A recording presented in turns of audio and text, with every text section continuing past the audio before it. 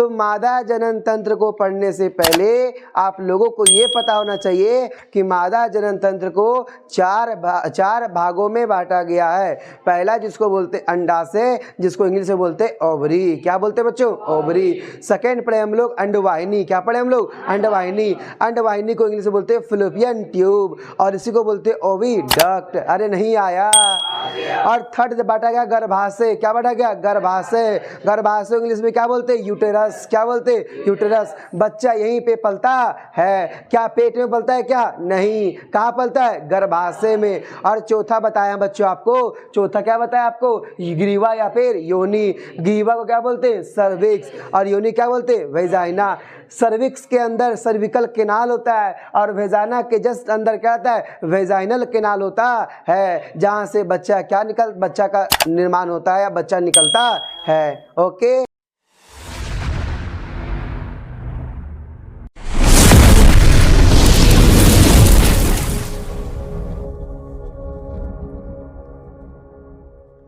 Hello बच्चों, good morning, welcome to Pawan ji classes. आप सभी को पवन जी क्लास में स्वागत है। और आज मैं फिर से एक नया वीडियो लेके आया हूं जो हमारा है चैप्टर नंबर जीव जनन कैसे करते हैं। चैप्टर हम लोग पहले स्टार्ट कर चुके हैं, है ना, और मैंने 3 लेक्चर इसका करवा दिया है। आज मैं इसका लास्ट लेक्चर लेने जा रहा हूं बच्चों। सो आप लोग पूरा का पूरा एकदम सटीक होके, कंसंट्रेशन होकर के एक जगह बैठ जाइए और वीडियो को देखते रहिए। वीडियो लास्ट देखिएगा बच्चों, आज बहुत इंटरेस्टिंग चीज़ है। आज है मादा जनन तंत्र। आज आपको पता चलेगा कि मादा जनन तंत्र में क्या क्या होता है। अरे मादा का मतलब होता है लड़की। क्या होता है? तो बच्चों अगर वीडियो अच्छा लगे तो प्लीज़ सब्सक्राइब कीजिएगा और बेल आइकन दबाइएगा और अपने दोस्तों को शेयर कीजिएगा ताकि अपने दोस्तों को भी भला कर सके आप, है ना।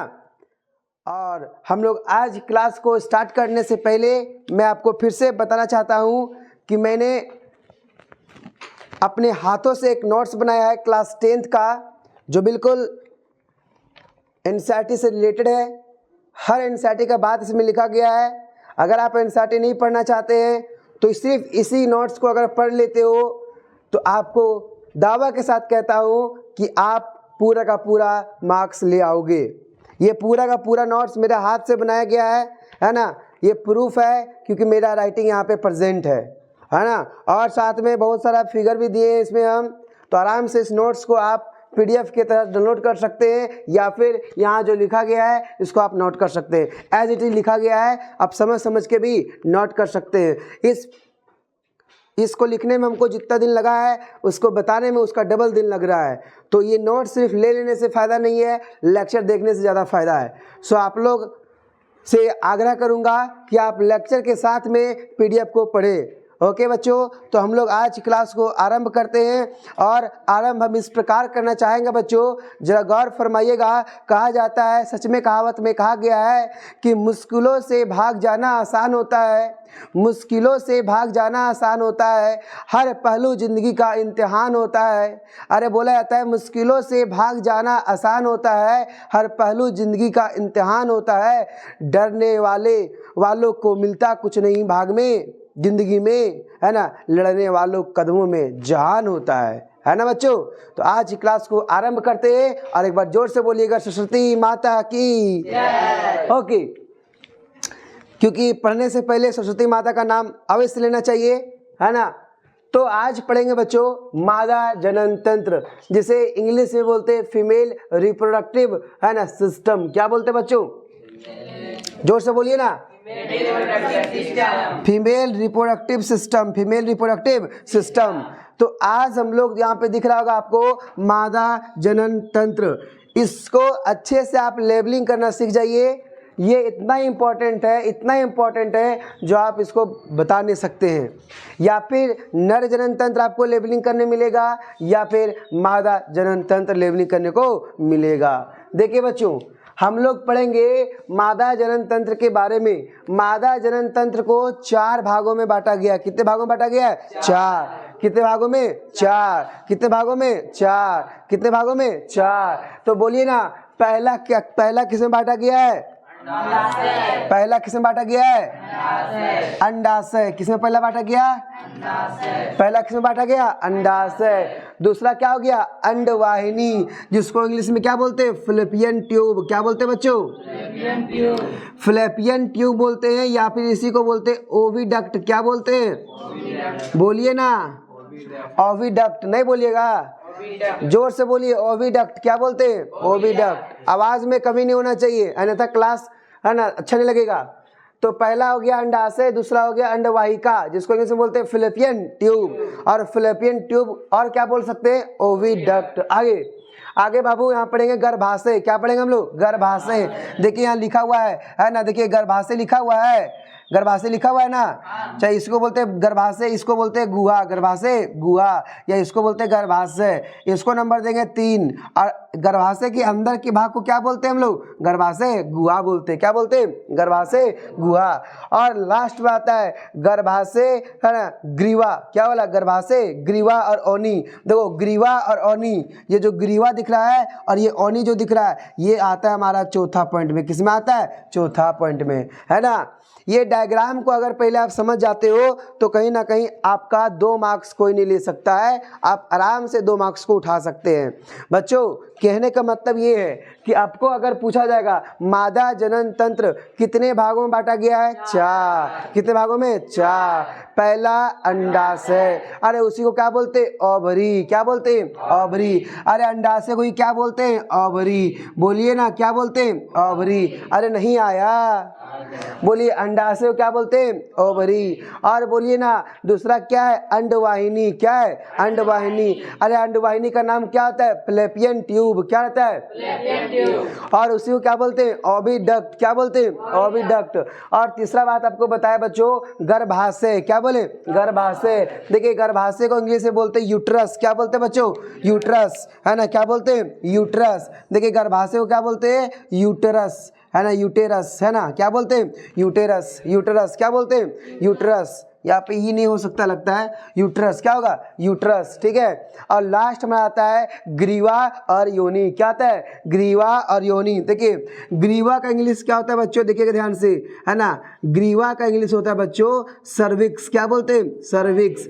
और सर्विक्स के अंदर में होता है सर्वाइकल केनाल। क्या होता है? Cervical canal. क्या रहता है? Cervical canal. और एक आता है योनि। क्या आता है? योनि। बच्चों आज क्लास आपको बेहतरीन लगेगा। इसको बोलते योनि को बोलते क्या, है ना? वेजाइना। क्या बोलते हैं? वेजाइना।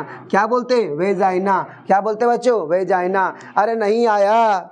अभी आपको बताएंगे मादा जनन तंत्र के बारे में। मादा जनन तंत्र के बारे में बताने जा रहे हैं बच्चों। उसमें से पहला चीज बताया आपको कि मादा जनन तंत्र कितने भाग में बांटा गया है? 4। पहला क्या बांटा गया है? दूसरा क्या बांटा गया है? तीसरा क्या बांटा गया है? तीसरा बोलिए गर्भाशय। और चौथा क्या बांटा गया है? ग्रीवा या फिर योनि। ग्रीवा को क्या बोलते हैं? सर्विक्स। और योनि क्या बोलते हैं? वेजाइना। तो मादा जनन तंत्र को पढ़ने से पहले आप लोगों को ये पता होना चाहिए कि मादा जनन तंत्र को 4 भागों में बांटा गया है। पहला जिसको बोलते अंडाशय, जिसको इंग्लिश में बोलते ओवरी। क्या बोलते बच्चों? ओवरी। सेकेंड पढ़े हम लोग अंडवाहिनी। क्या पढ़े हम लोग? अंडवाहिनी। अंडवाहिनी को इंग्लिश में बोलते फैलोपियन ट्यूब, और इसी को बोलते ओविडक्ट। अरे नहीं आया। और थर्ड बांटा गया गर्भाशय। क्या बांटा गया? गर्भाशय। गर्भाशय इंग्लिश में क्या बोलते? यूटेरस। क्या बोलते? यूटेरस। बच्चा यहीं पे पलता है। क्या पेट में पलता है? क्या नहीं। कहाँ पलता है? गर्भाशय में। और चौथा बताया बच्चों आपको, चौथा क्या बताया आपको? ग्रीवा या फिर योनि। ग्रीवा को क्या बोलते हैं? सर्विक्स। और योनि क्या बोलते हैं? वेजाइना। सर्विक्स के अंदर सर्विकल केनाल होता है, और वेजाइना के जस्ट अंदर क्या होता है? वेजाइनल केनाल होता है, जहाँ से बच्चा बच्चा का निर्माण होता है या बच्चा निकलता है। ओके। तो अब हम लोग पढ़ेंगे, अगर इतना डिस्कस कर लिए तो आपको पढ़ाएंगे बिल्कुल इसी के बारे में, 4 पॉइंट के बारे में। एक्चुअली यहाँ पे बहुत चीज़ दिया है, जैसे यहाँ पे देखिए फंडस भी दिया है ना। तो फंडस आपके किताब में तो दिया नहीं है, लेकिन मैं आपको जानकारी के रूप में बताना चाहता हूँ। देखिए यहाँ पे क्या है? फिम्ब्रिय डायरेक्ट दे दिया फैलोपियन ट्यूब। क्या फिम्ब्रिय को दिखाया? नहीं। अरे ये अंगुली क्या है? ये फिम्ब्रिय। ये क्या है? फिम्ब्रिय। ये अंडा है। ये क्या है? अंडाणु। इस अंडाणु को पकड़ने के लिए, इस अंडाणु अंडाणु को पकड़ने के लिए फिम्ब्रिय पकड़ता है, और फिर ये फैलोपियन ट्यूब है, ये क्या है फैलोपियन ट्यूब, और ये क्या है फंडस, ये क्या है फंडस, और इधर हमारा क्या है सर्विक्स और हमारा वेजाइना, क्या है सर्विक्स और वेजाइना। अरे नहीं आया तो बोलिए ना, एकदम तरीका से पढ़िए, एकदम तरीका से। अभी आपको पूरा क्लियर दिखा देंगे, हम अपने शरीर से ही बता देंगे कि मादा जनन तंत्र यही है ना। चलो देखिए जरा गौर कीजिएगा, एक बार मेरे ध्यान दीजिएगा, इस डायग्राम को बच्चों मैं बताने जा रहा हूँ, जरा गौर कीजिएगा, देखिए ध्यान से, है ना। एक मिनट रुकिएगा, पहले नाम याद कीजिए फिर आगे कुछ होगा। देखिएगा क्या आपको दिख रहा है, आपको दिख रहा है कुछ ऐसा डायग्राम? बताइए इस जगह पे यहाँ पे क्या बन रहा है, यहाँ से क्या, यहाँ दोनों कनेक्ट है, हमारा अंडाशय, क्या है हमारा अंडाशय, जिसमें क्या बनता है अंडाणु, क्या बनता है अंडाणु। ये क्या है हमारा हाथ, क्या है फिम्ब्रिय, हाथ क्या है हमारा फिम्ब्रिय, अंगुली क्या है हमारा। जैसे ही अंडाणु ऐसे आता है उसको कौन पकड़ता है फिम्ब्रिय, कौन पकड़ता है, और फिम्ब्रिय पकड़ता है कहाँ पहुँचता है फैलोपियन ट्यूब, और फैलोपियन ट्यूब में चल गया, और फैलोपियन ट्यूब में जब अंडाणु और प्लस शुक्राणु मिलता है वहीं पे क्या होता है निषेचन, जिसको इसमें क्या बोलते हैं फर्टिलाइजेशन। और ये हमारा क्या हो गया सर्विक्स, और हमारा क्या हो गया वेजाइना, क्या हो गया सर्विक्स और वेजाइना। दैट मीन्स देखिए ये हमारा क्या है अंडाशय, ये क्या है हमारा अंडाशय, और अंडाशय से क्या निकलता है अंडाणु, क्या निकलता है अंडाणु। नहीं आया, अंडाशय से क्या निकलता है अंडाणु।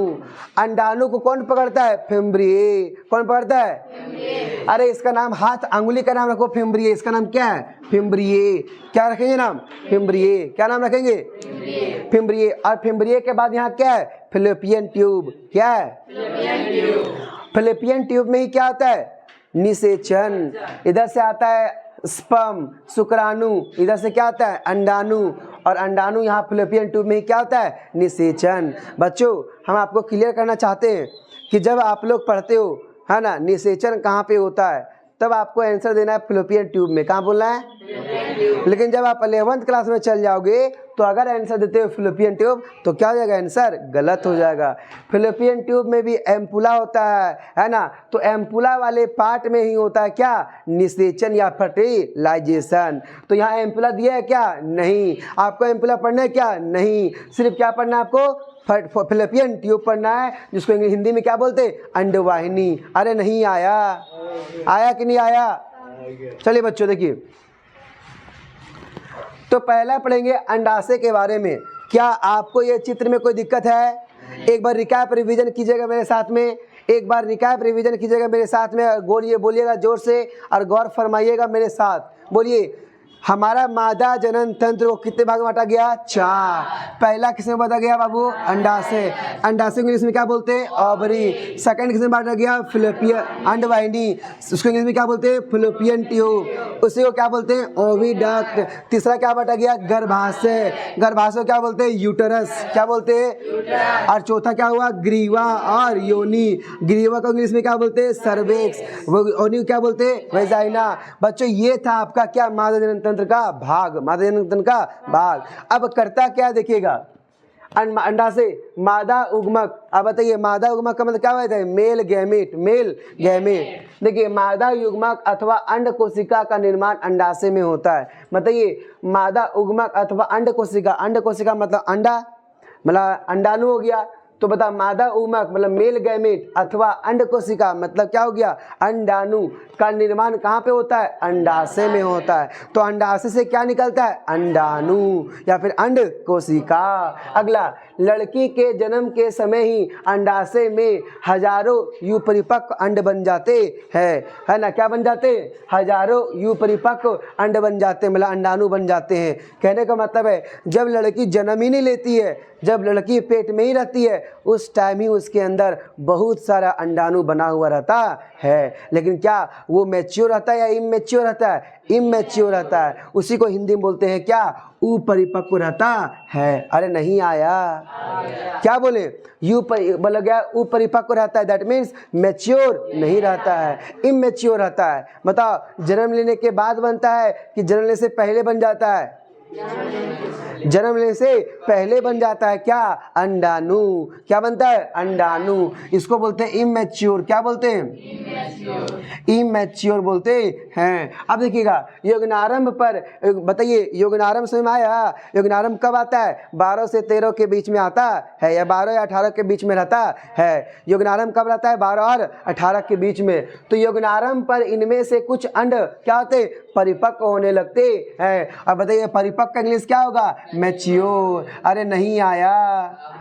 तो देखिए क्या लड़कियों के अंदर अंडाणु जन्म लेने के बाद बनता है या पहले बन जाता है? पहले बन जाता है। और अंडाणु जब बनता है तो क्या एक बनता है या हजारों संख्या बनता है? हजारों संख्या बनता है। लेकिन बताइए परिपक्व रहता है या अपरिपक्व रहता है? अपरिपक्व रहता है। लेकिन बताइए जब यौवनारंभ समय आ जाता है तो क्या वो परिपक्व हो जाता है कि नहीं हो जाता है? तो वो परिपक्व हो जाता है।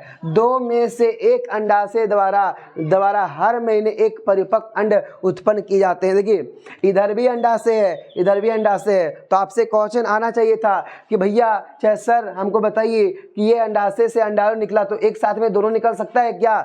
नहीं निकल सकता है। एक महीना ये निकालता है तो दूसरा महीना में ये निकालता है। बताइए अगर जनवरी में अंडाणु यहाँ से निकला है तो फरवरी में कहाँ से निकलेगा? इस तरीका, इस साइड से निकलेगा। और बताइए मार्च में कहाँ से निकलेगा? इस साइड से निकलेगा।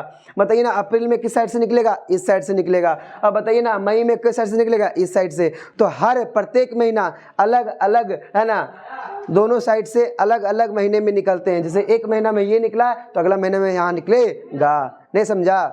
और अगर दोनों तरफ निकल जाता है, बाई चांस कभी सडनली है ना केस बनता है, अगर दोनों तरफ से निकल गया तो बच्चा 2 जन्म ले लेता है, जिसको बोलते हैं जुड़वा बच्चा। क्या बोलते हैं?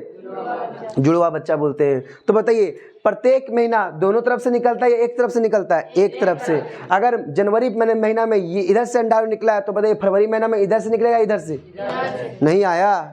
आगे देखिए 2 में से 1 अंडाशय द्वारा हर महीने एक परिपक्व अंड उत्पन्न किया जाता है। अगला अंडाशय एस्ट्रोजन तथा प्रोजेस्टेरोन हार्मोन उत्पन्न करता है। बताइए जो हमारा अंडाशय होता है वो कौन कौन हार्मोन निकालता है? एक एस्ट्रोजन और एक हमारा क्या हो गया? प्रोजेस्टेरोन। और बोलिए ना ये प्रोजेस्टेरोन जो होता है वो गर्भधारण, क्या बोलेगा?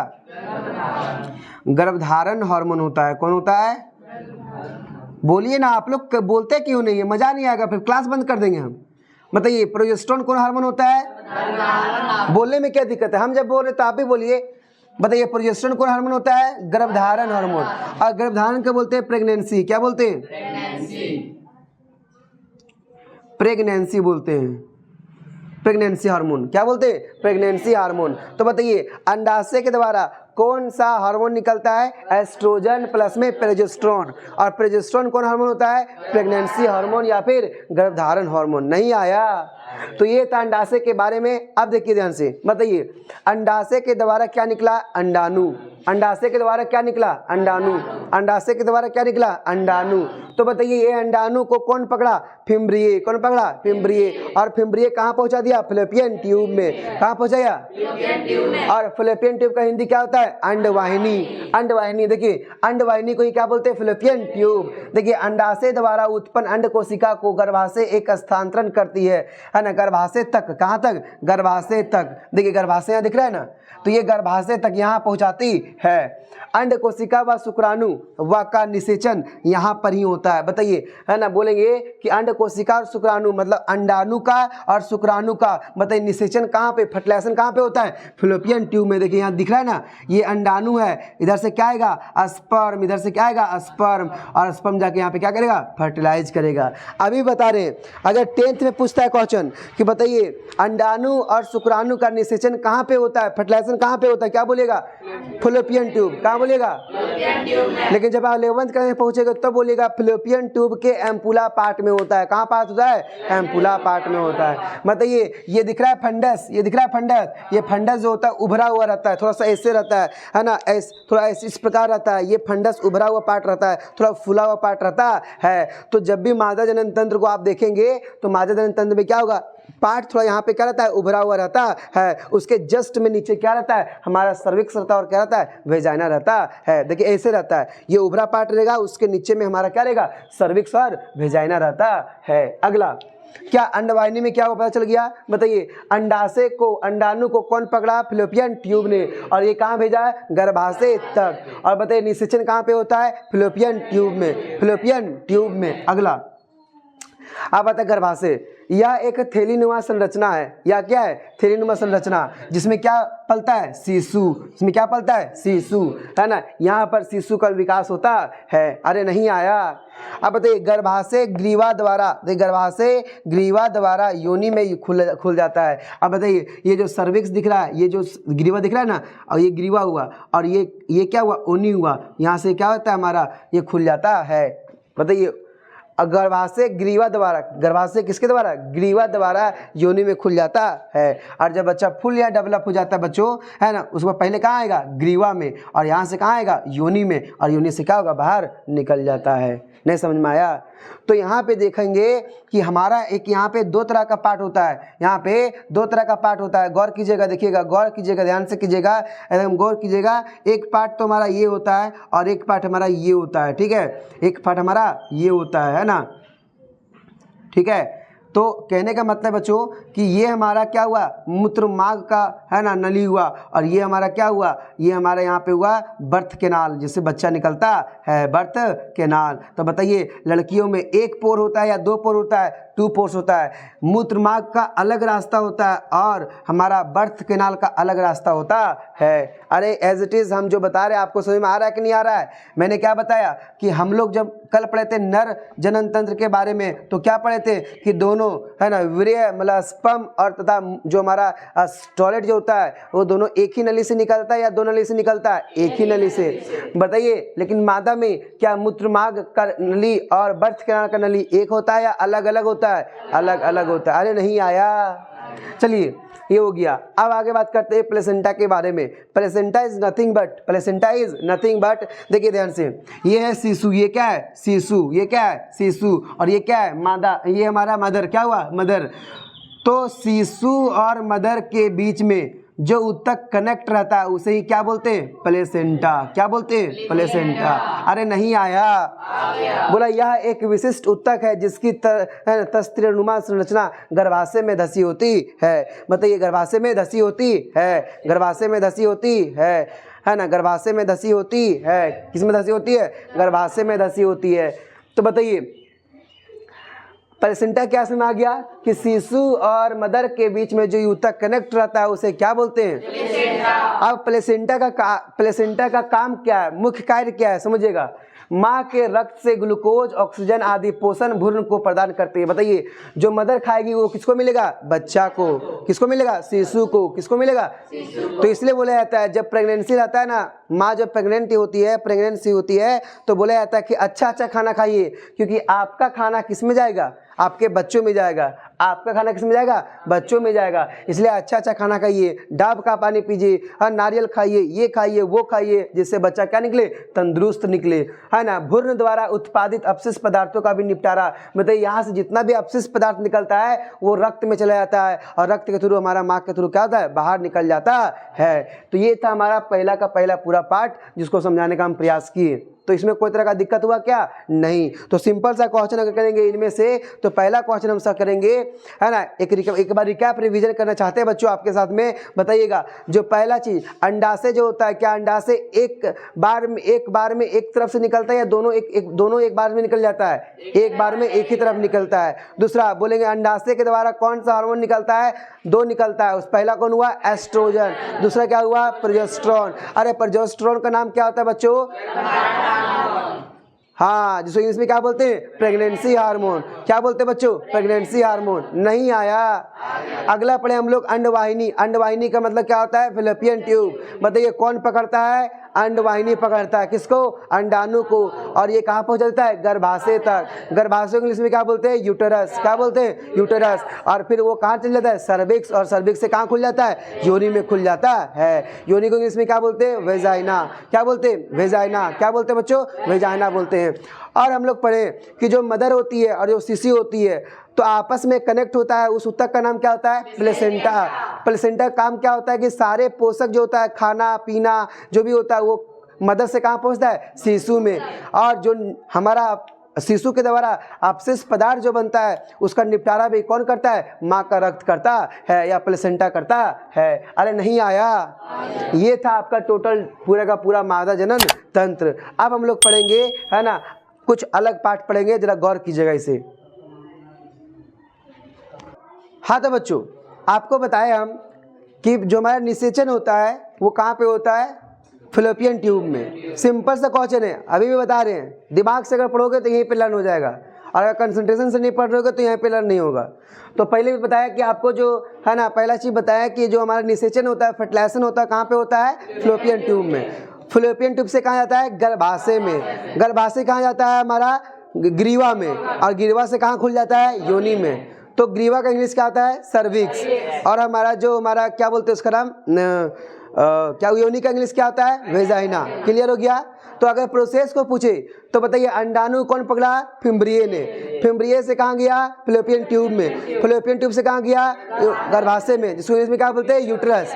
और यूट्रस से कहाँ गया, सर्विक्स में, सर्विकल कैनाल में। और सर्विकल कैनाल से कहाँ खुलता है, वेजाइना में। तो उसके अंदर क्या होता है, वेजाइनल कैनाल होता है। तो एक बार आप लोग को हम बताना चाहते हैं कि उसका सीक्वेंस क्या है बच्चों। अगर हमारा अंडाणु जब आता है तो अंडाणु जो होता है, ओवम जो होता है, ओवम को पकड़ता है फिम्ब्रिये, फिम्ब्रिये से जाता है फैलोपियन ट्यूब, फैलोपियन ट्यूब में फर्टिलाइजेशन होता है, फर्टिलाइजेशन होने के बाद हमारा यूट्रस में पहुंचता है, यूट्रस से बच्चा पलता है, पलने के बाद वो सर्विकल कैनाल में जाता है, सर्विकल कैनाल के बाद वेजाइनल कैनाल से बाहर निकल जाता है। अरे नहीं आया, चलिए बच्चों तो अब पढ़ेंगे हम लोग, ये निषेचन हुआ था। अगर बच्चों बताइए निषेचन कब होता है, शादी के पहले कि शादी के बाद। निषेचन फर्टिलाइजेशन कब होता है, शादी के बाद, क्योंकि शादी के बाद ही संभोग में आता है। लेकिन जब तक हमारे स्टूडेंट बच्ची लोग होती है, जब तक शादी नहीं होता है तो निषेचन होता है क्या, नहीं। फर्टिलाइजेशन होता है क्या, नहीं। क्या स्पर्म जाता है क्या, नहीं। तो उसको बोलते हैं हम लोग क्या, उसको बोलते हैं, उसको बोलते हैं बच्चों है ना, रजोधर्म। क्या बोलते हैं, रजोधर्म। या फिर उसी को बोलते हैं ऋतुस्राव। क्या बोलते हैं, अरे नहीं आया, क्या बोलते हैं बच्चों, ऋतुस्राव। अब आप लोगों को पढ़ाएंगे कि ऋतुस्राव क्या होता है, ऋतुस्राव क्या होता है, ऋतुस्राव क्या होता है। चलिए देखिए, बोला हर महीने गर्भाशय खुद को निषेचित अंड प्राप्त करने के लिए तैयार करता है। देखिए हर महीने क्या करता है ये, अभी ये फिगर अलग हो गया है, इस फिगर को अलग कर दिए हम। ये फिगर हमारा मादा जनन तंत्र है, लेकिन इसको कट कर दिए अभी, इसके बारे में बताएंगे अभी हम। तो बताइए यहाँ से देखिए कनेक्ट, यहाँ दिख रहा है कनेक्ट होते हुए, तो यहाँ से अंडाशय से क्या निकला, अंडाणु। और ये अंडाणु जब यहाँ पे गया तो प्रत्येक महीना एक बार इस तरह से, एक बार इस साइड से, प्रत्येक बार अंड कोशिका वो बनाती है, अंडाणु बनाती है, ओवम बनाती है कि काश क्या जाए, स्पर्म आ जाए, काश क्या जाए, स्पर्म आ जाए। लेकिन क्या स्पर्म आता है क्या, नहीं, क्योंकि वो क्या है, अभी किसी संभोग में आती नहीं है। चलिए तो क्या होता है कि प्रत्येक महीना तैयार करती है, लेकिन क्या उसको फर्टिलाइजेशन होने का मिलता है मौका, नहीं। आगे, गर्भाशय की भित्ति मांसल एवं स्पॉन्जी हो जाती है, या भ्रूण के विकास के लिए जरूरी होता है। बताओ ये जो हमारा यूट्रस बताएं, यूट्रस जो बताएं, यूट्रस में क्या था, ये हो जाता है स्पॉन्जी, ये होता है मसल, एकदम पूरा का पूरा। जब तक पूरा स्पॉन्जी नहीं होगा तो बच्चा रह पाएगा, नहीं। तो स्पॉन्जी इसलिए होता है ताकि बच्चा आगे पीछे का डोले तो आराम से सुरक्षित से रह सके। आया कि नहीं आया, बच्चा यहीं पे पलता है, बच्चा यहीं पे पलता है, बच्चा यहीं पे पलता है, नहीं समझा, बच्चा यहीं पे पलता है यूट्रस में। यदि निषेचन नहीं होता है तो इस भित्ति की आवश्यकता नहीं रहती है, अंततः यह भित्ति धीरे धीरे टूटकर योनि मार्ग से रक्त एवं म्यूकस के रूप में बाहर निकल जाती है। तो हमारे गर्ल्स है, हमारे जो आसपास हमारे साथ जो आज 100 के लेवल में जो हमारे गर्ल्स बैठी है, हमारी बहनें जो बैठी है, उसको बेहतरीन समझ में आएगा बच्चों, गौर कीजिएगा।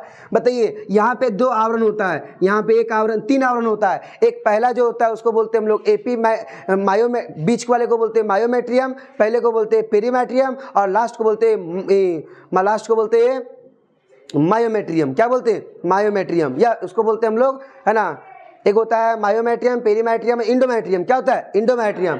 जो इंडोमेट्रियम जो होता है बच्चों, जब इसको निषेचन नहीं मिलता है, जब शुक्राणु नहीं मिलता है तो धीरे धीरे टूट जाता है, धीरे धीरे टूट जाता है, धीरे धीरे टूट जाता है। और जब धीरे धीरे टूट जाता है तो रक्त के रूप में बाहर निकल जाता है, और साथ में म्यूकस के रूप में बाहर निकलता है ना, जो व्हाइट कलर का होता है। कैसा होता है, व्हाइट कलर का होता है। साथ में म्यूकस रक्त के रूप में बाहर निकलता है, और हमारा म्यूकस के रूप में बाहर निकलता है। और और म्यूकस कैसा होता है? व्हाइट कलर का होता है। और जो रक्त निकलता है वो रक्त ब्लड, वो तो ब्लड है ही नहीं, वो क्या था? इंडोमेट्रियम। क्या था? इंडोमेट्रियम। और इंडोमेट्रियम यूट्रस वाले भाग में होते हैं। जब उसको नहीं मिलता है तो फिर वो सोचता है कि अंत में धीरे धीरे टूटना पड़ेगा, और जब टूटता है धीरे धीरे रक्त के रूप में बाहर निकल जाता है। अरे नहीं आया? तो बहनें आप लोग समझ ही गए बिल्कुल अच्छे तरीका से। आज आपको पता चला होगा कि मेरे अंदर ऋतुस्राव होने का कारण क्या है। बता, ऋतुस्राव होने के कारण फर्टिलाइजेशन होना या फर्टिलाइजेशन ना होना?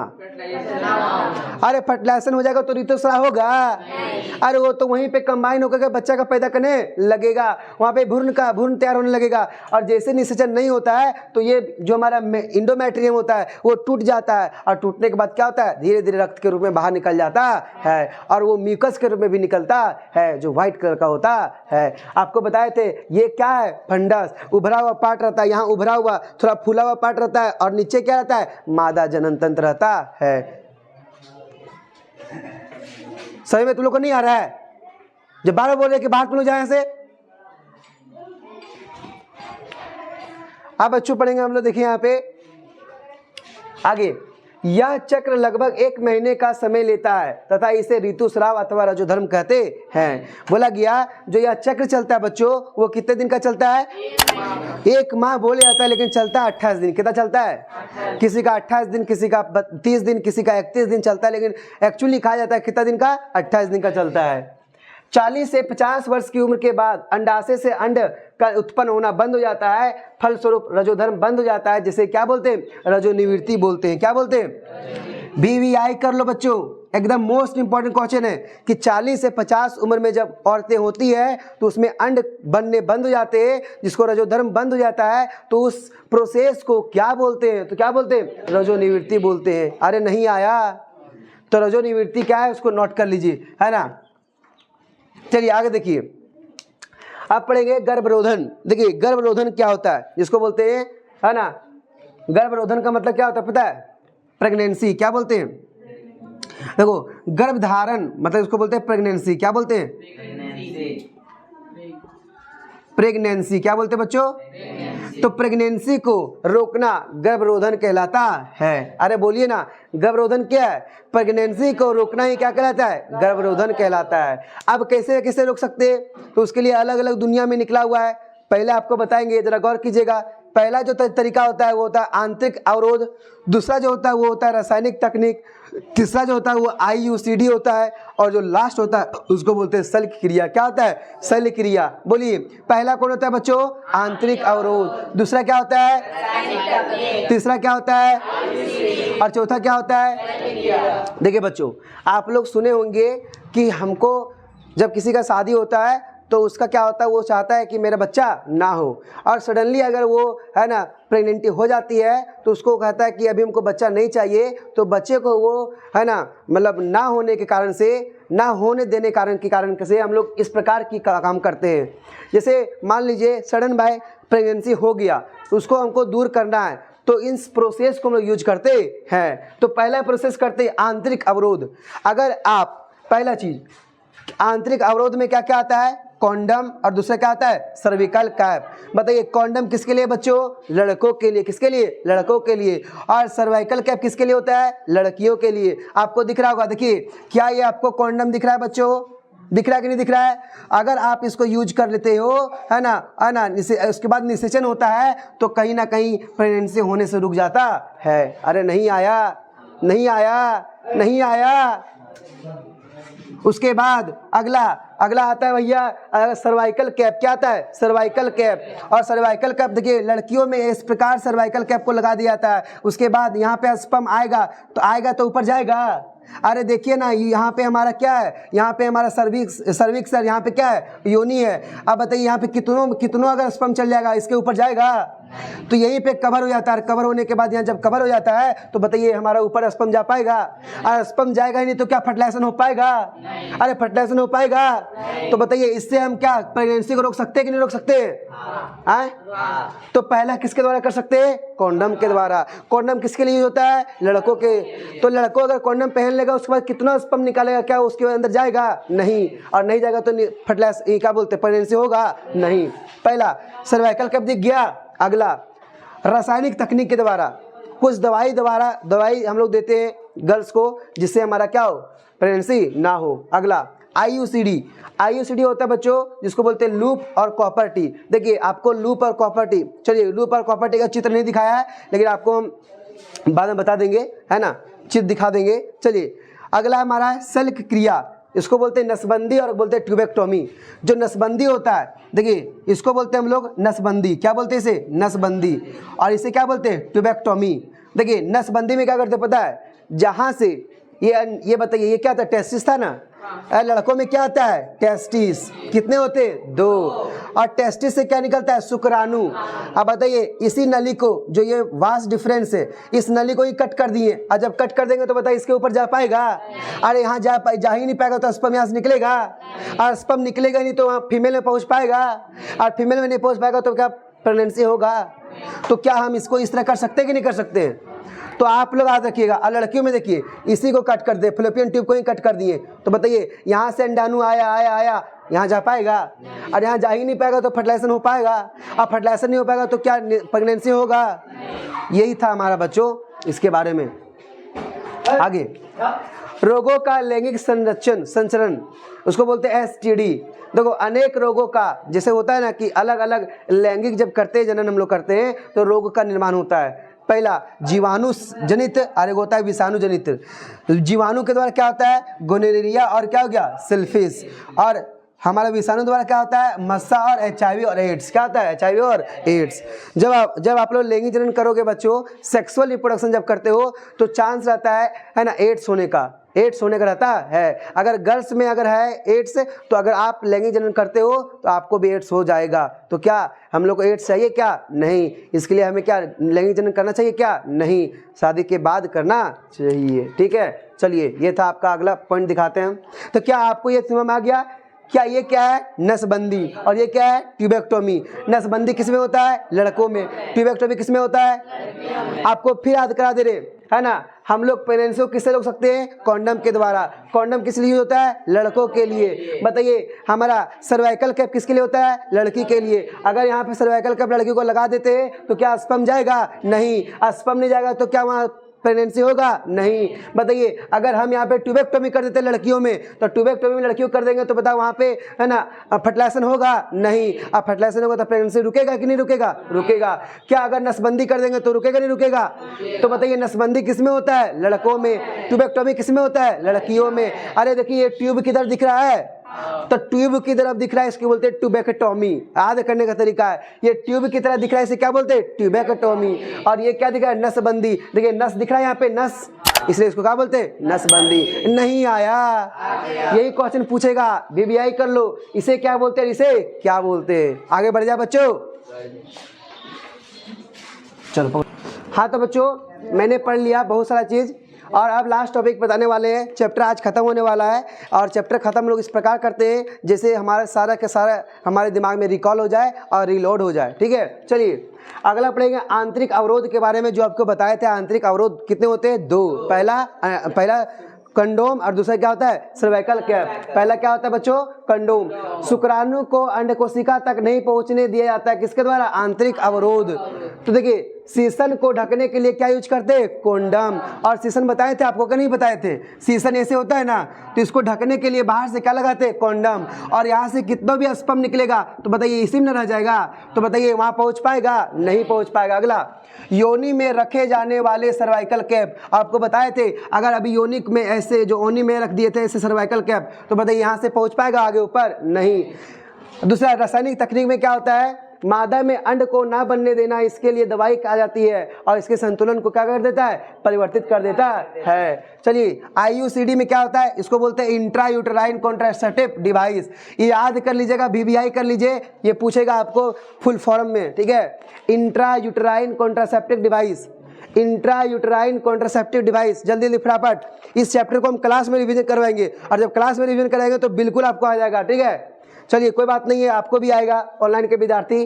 देखिए लूप या कॉपर टी को गर्भाशय में स्थानांतरित किया जाता है, जिसे क्या बोलते हैं, गर्भधारण।